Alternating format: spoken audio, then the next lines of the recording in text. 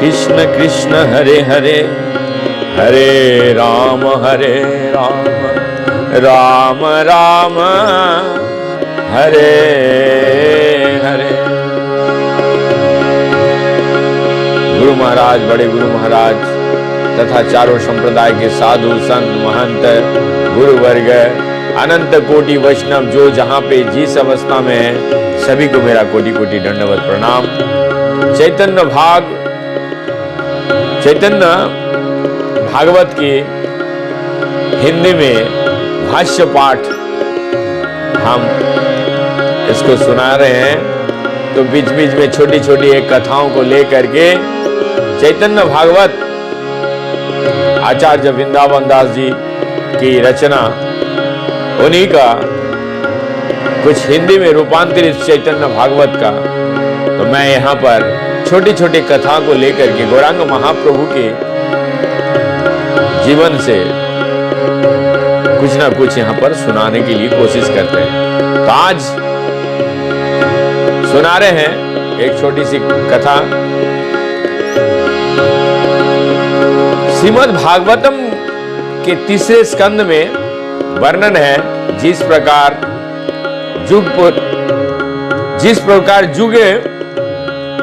युगों का पूर्व भगवान कपिल ने अपनी माता देवहूति को ज्ञान दिया था, उसी प्रकार निमाय पंडित आजकल माता सची माता को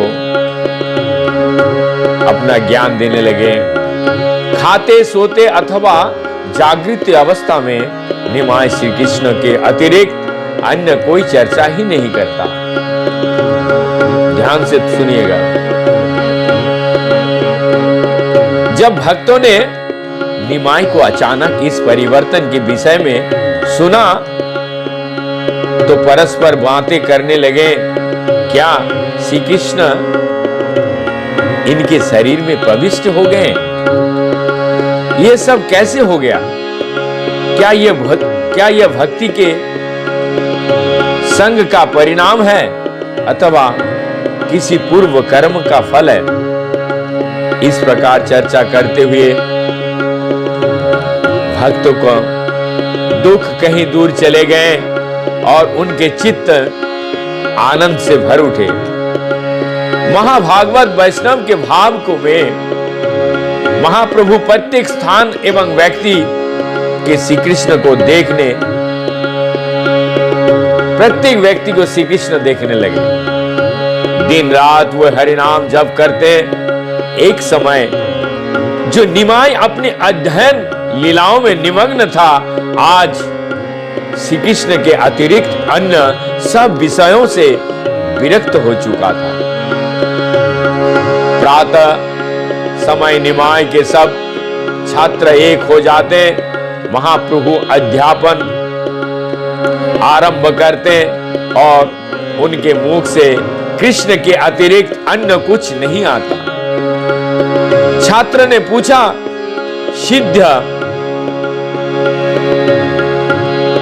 सिद्ध वर्ण समानय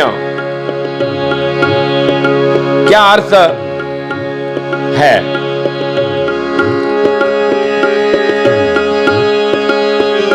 अर्थात सिद्ध वर्ण सामान्य, ये कथन कल्प और व्याकरण का पहला सूत्र है और अक्षर ज्ञान का विधि संबंधी है।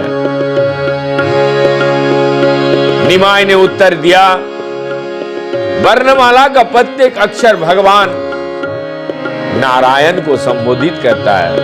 छात्रों ने पूछा, वर्णमाला के प्रत्येक अक्षर सुयोग्य उपयोग किस प्रकार किए जाते हैं?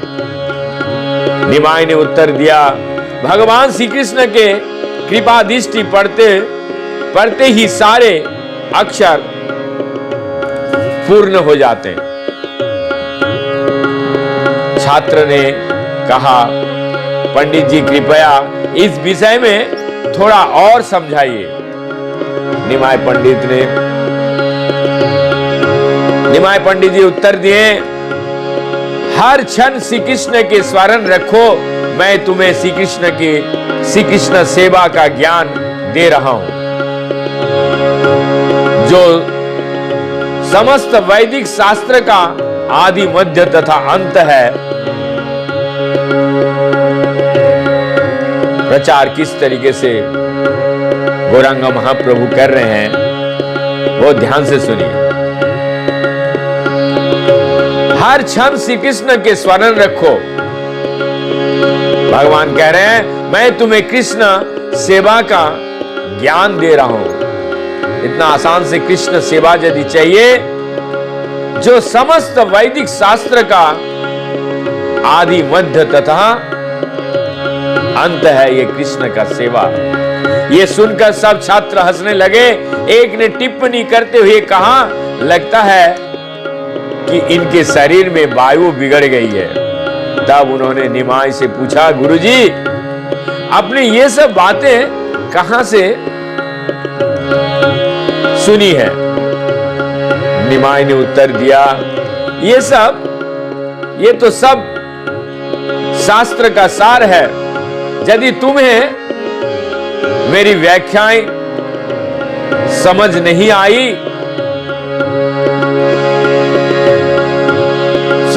आई है, मैं दोपहर में उन्हें समझाऊंगा। इस समय मैं एकांत में कुछ अध्ययन करना चाहता हूं, तुम सबसे बाद में मिलता हूं। छात्र ने अपने पुस्तक उठाए और गंगादास पंडित के पास जाकर आज हुई सारी बातें कहे सुनाई। शिकायत करते हुए छात्र ने कहा,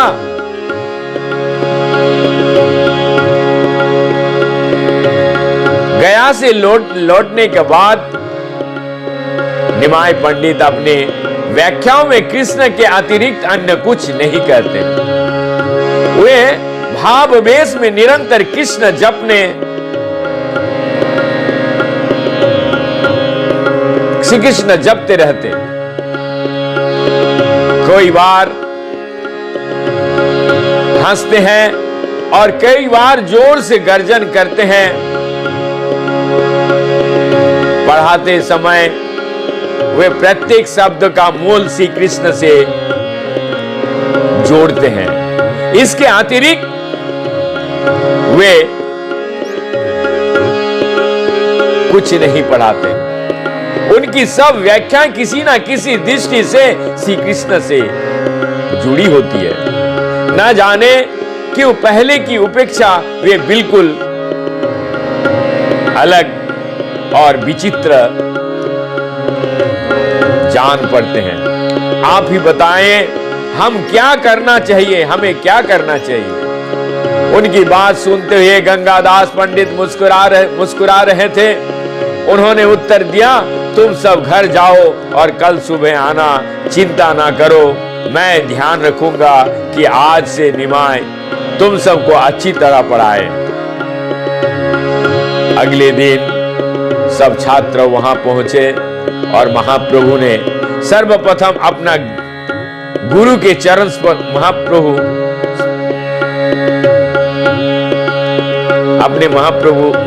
क्षमा कीजिए। अगले दिन सब छात्र ने वहां पहुंचा और महाप्रभु ने सब के गुरु चरणों स्पर्श, महाप्रभु के सारे लोग चरण स्पर्श किए। उत्तर में गंगादास भी आए थे। गंगादास जी का भी गौरांग महाप्रभु चरण स्पर्श किया। प्रिय विश्वंभर, मैं तुमसे कुछ कहना चाहता हूं। ब्राह्मण के लिए शिक्षा देना का अवसर उसका परम सौभाग्य होता है। तुम्हारे नाना नीलांबर चक्रवर्ती और पिताजी जगन्नाथ मिश्र दोनों महान विद्वान थे। ये कौन कह रहे हैं? आचार्य गंगादास जी पंडित जी। गंगादास पंडित निमाई पंडित से कह रहे हैं, यह सत्य नहीं है कि विद्वता और ज्ञान को त्याग कर ही कृष्ण भक्ति की प्राप्ति होती है। क्या तुम्हारे पिता और नाना भागवत भक्त नहीं थे?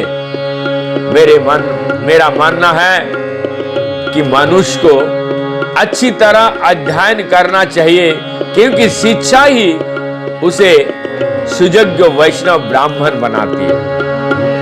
बहुत ध्यान से सुनिएगा। अशिक्षित ब्राह्मण किसी प्रकार अच्छे बुरे तथा उचित अनुचित में भेद कर सकता है। अशिक्षित ब्राह्मण किसी प्रकार अच्छे बुरे तथा उचित अनुचित भेद कर सकता है। यह जिज्ञासा है। निमाय, तुम हरिनाम जप भी करो और साथ ही अपना शिक्षण भी जारी रखो। समुचित प्रकार के शास्त्र की शिक्षा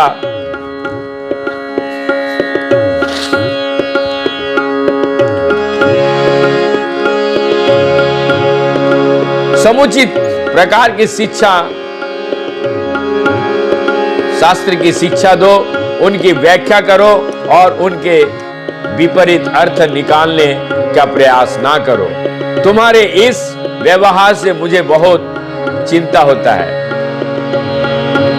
निमाय ने उत्तर दिया, आपके चरणों का आशीर्वाद से मैं पूरी नवद्वीप में मैं कोई नहीं, पूरे नवद्वीप में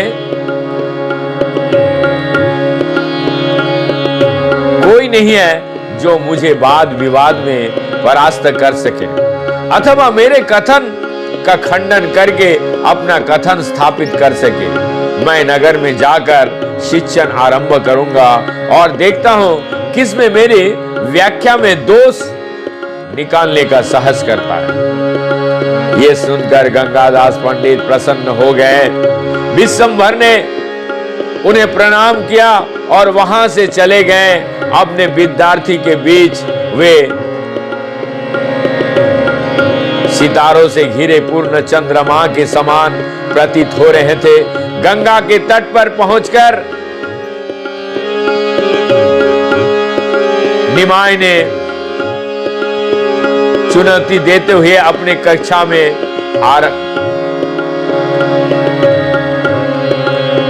कक्षा आरंभ की। उन्होंने कहा, कलियुग के इन विद्वानों के संधि तक क्या ज्ञान नहीं है, संधि तक क्या ज्ञान नहीं है और वे भट्टाचार्य जैसे उपाधियां ले बैठी है और जिन लोगों के तत्व ज्ञान के गंध तक नहीं है वे वाद विवाद का दुस्साहस करते हैं। यदि किसी में साहस है तो मेरे सामने आए, जरा मैं भी तो देखूं कौन है वो। गंगा तट पर जमा विद्वान मंडली भयभीत हो चुपचाप विश्वंभर के वचन सुन रहे थे। महाप्रभु मानो समाधि में कोई घंटे गरजते रहे। अंत में वे बैठे और एक अत्यंत धर्मपरायण ब्राह्मण रत्नगर्भ आचार्य के घर पहुंच गए। वे उनके पिताजी के घनिष्ठ मित्र थे और उन्हीं गांव से थे। उनके 3 पुत्र थे। वो तीनों भगवान के महान भक्त थे। श्री कृष्ण के चरण कमलों से निकलते पराग के लिए मंडारते भंवरते के समान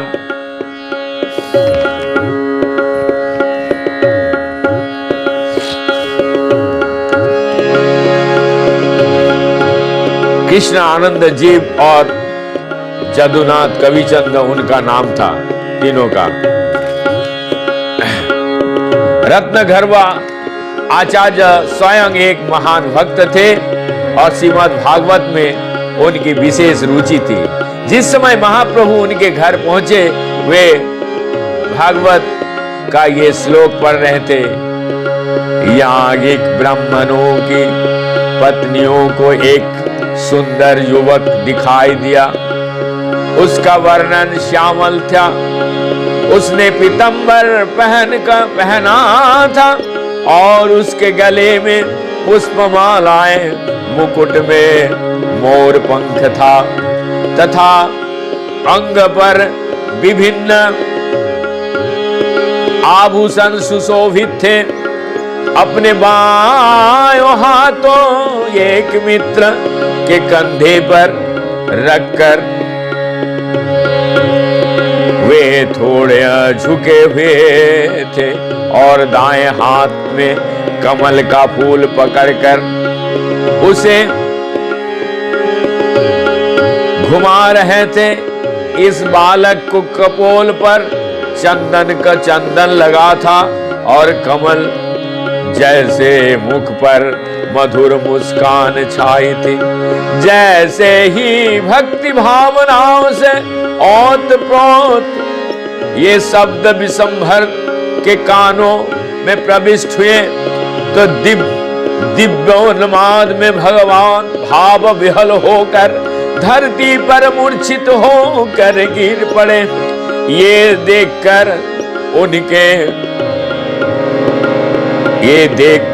उनके सब छात्र विस्मित रह गए। कुछ समय समाधि के उस अवस्था में रहने के बाद महाप्रभु की चेतना लौट आए। रत्नगर्भ आचार्य को देखते हुए उन्होंने कहा, आगे पढ़िए, आगे पढ़िए। ये गौरांग महाप्रभु ने बोलने लगा।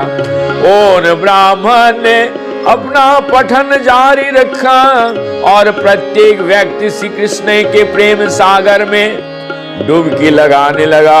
महाप्रभु के दिव्योन्माद को देखकर रत्नगर्भ का अत्यंत आनंद हुआ और वे दुगने उत्साह के साथ कुछ श्लोक पढ़ने लगे। यहाँ पर भगवान सुंदर शिक्षा दिए हैं, प्रोत्साहित।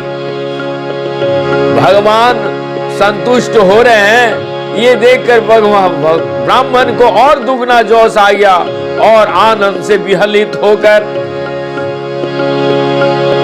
उन ब्राह्मण ने अपना पठन जारी रखा। प्रत्येक व्यक्ति श्री कृष्ण के प्रेम सागर में डुबकी लगाने लगा।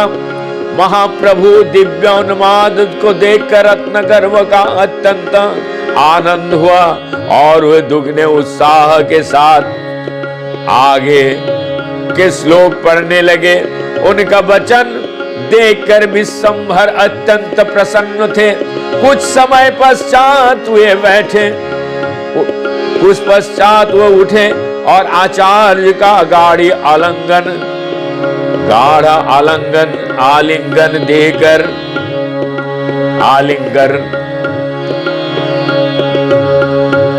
उनका स्पर्श पाते ही आचार्य का चित्त दिव्य आनंद से भर उठा और उन्होंने तुरंत महाप्रभु के चरण कमलों को पकड़ लिया। उस क्षण वे श्री गौरांग महाप्रभु के प्रेमापास में बांध गए। उन्होंने श्रीमद् भागवतम का पाठन जारी रखा और महाप्रभु भी बारंबार कहते रहे, पढ़ते रहो, पढ़ते रहो। अंत में गदाधर पंडित ने हस्तक्षेप किया, आचार्य से पठन रोकने का आग्रह किया। अब हम कल सुनेंगे इसके बाद कि किस तरीके से और एक छोटी छोटी लीला हम गौरांग महाप्रभु को, जहां आनंद सुनने से ही रस भरे, यही कामना करूंगा। इसी के साथ यहीं पे विराम दे रहा हूं। हरे कृष्ण।